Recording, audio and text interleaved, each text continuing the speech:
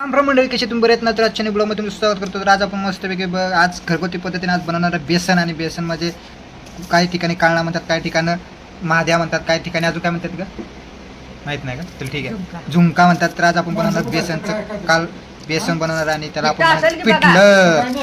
आपण पिठलं म्हणतो. तर त्यासाठी तयारी चालू आहे आता मस्तपैकी. आणि आता कांदा चिरायचं काम चालू आहे. आता आपण डब्यांना वगैरे सगळ्याला एकत्रच आपण असं पिठलं करणार आहे. तर आता एक 2-3 कांदे असे मस्तपैकी आईने चिरलेले आहेत. तर मित्रांनो 4-5 अशा मिरच्या टाकायचा आता प्लॅन चाललेला आहे. आणि ते असं मिक्सरमध्ये आता बारीक करायच्या मिरच्या, भारी असं कुरकुरीत तिखट थोडंसं पिठलं होण्यासाठी आता मिरच्या टाकायच्या अशा तोडून घेतलेल्या मिरच्या. आणि त्यात आता तोडून अशा मस्तपैकी अर्ध्या करून मिक्सरच्या भांड्यात टाकायला आहे. अजून काय काय टाकतात आपण थोडं बघूच. तर मित्रांनो आता बघा एवढ्या 5 ते 6 मिरच्या टाकलेल्या आहेत.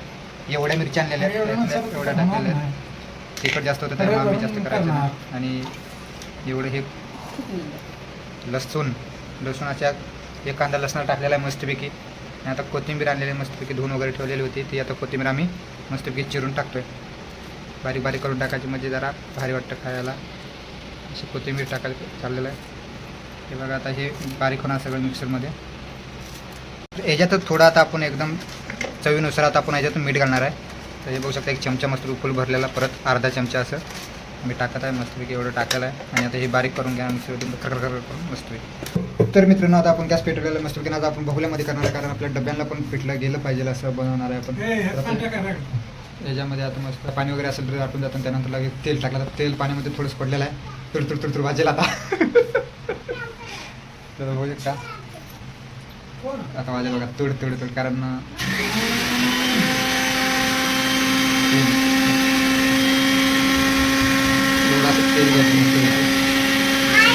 तर आता तेल तापलेलं मस्त. त्यामध्ये हे काय टाकलं आहे जिरं, चवीनुसार जिरं. आपण काय करतो हळद संपत्या.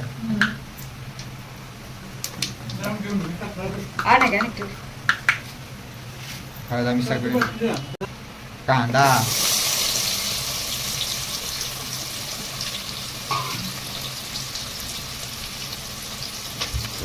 मस्तपैकी आता हा फ्राय करून घ्यायचा एकदम.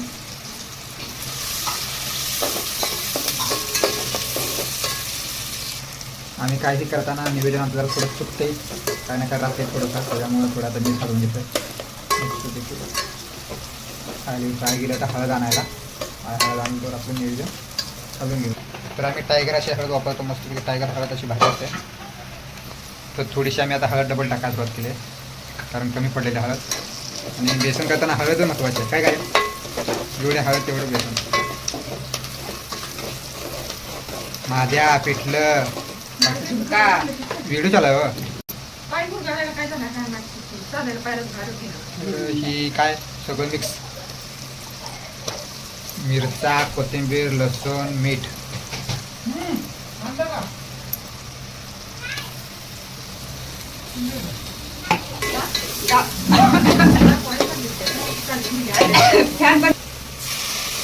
थोडंसं पाणी असं मिक्स झालं. थोडंसं पाणी, अजून पाणी, मिक्सरचं भांडं धुवून अजून पाणी टाकायचं. तर मापाचं असं पाणी ओतून ठेवायचं किती पाहिजे तेवढं. आता आम्ही पाणी ओतते. पाणी उकळायला ठेवायला लागतं ना, परत बेसन टाकायचं का. तर मित्रांनो बघा आम्ही पाणी उकळायला ठेवलं आहे मस्तपैकी मापाचं. मित्रांनो आपण आता एवढं बेसन काढलं आहे. अजून किती काढायचं काम आहे.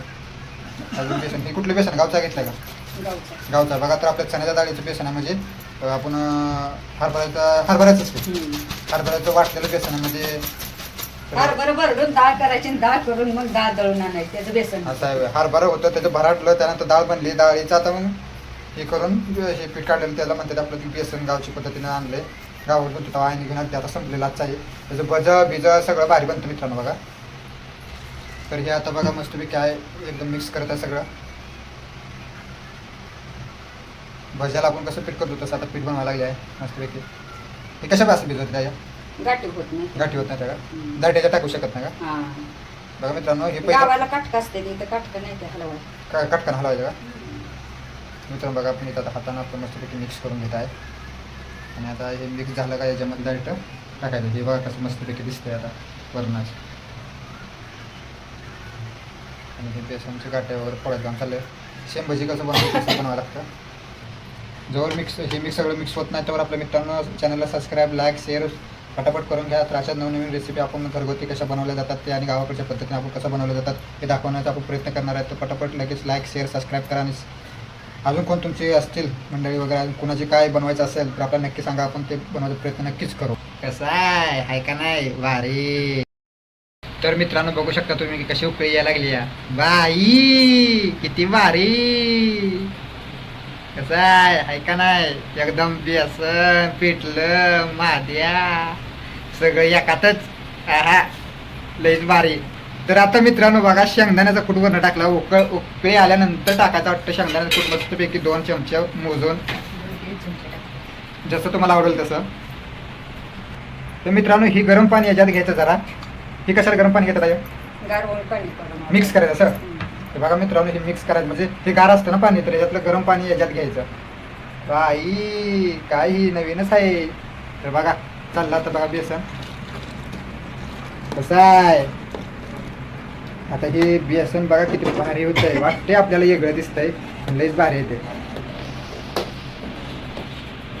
आता हे असं हलवत राहायचं बघा. आता घड पाहायला लागलं बघा मला. आता हे बेसन बनणार आहे आता मस्तपैकी एकदम भारी. तर मित्रांनो कसं आहे झटपट बेसन याला म्हणायचं झटपट बेसन. आता हे थोडा वेळ हलवायचं असं गडगर गरगर त्यानंतर लगेच होतं. याच्या संग मस्तपैकी बाजरीची भाकर पाहिजे बघा मित्रांनो वाळलेली आणि एकदम भारी लागतं मग खायला कडाक. बेसनचं पीठ टाकल्यानंतर 10 ते 15 मिनटं ठेवायचं. हे म्हणजे 10 ते 15 मिनटामध्ये पूर्ण शिजून ते बेसनचं पीठ असं शिजलं पाहिजे एकत्र झालं पाहिजे म्हणजे त्याच्यामुळे ते असं ठेवायचं. आणि आमचे हे डबे वगैरे 5 डबे असल्यामुळे आम्ही याच्यामध्ये केलेलं आहे आणि हेच आपल्याला आम्हाला जेवायला असतं. मित्रांनो अशा उकळी आलेल्या मस्तपैकी आणि बेसन आता एकदम मुख्य झालेलं आहे. याच्यावर आता कोथिंबीर वगैरे कोण टाकू शकतं कोण काही टाकू शकतं. तर आपलं मस्तपैकी बेसन झालेलं आहे रेडी आणि आता आपण जेवताना दाखवू मस्तपैकी. तर आता बाजरीच्या भाकरी हे आहे बनवून आपण त्यानंतर परत भेटू. तर चला लाईक करा शेअर करा सबस्क्राईब करा. झालेलं आहे आता बेसन हे आहे थोडंसं हलवून घेत्या विषय क्लॉज.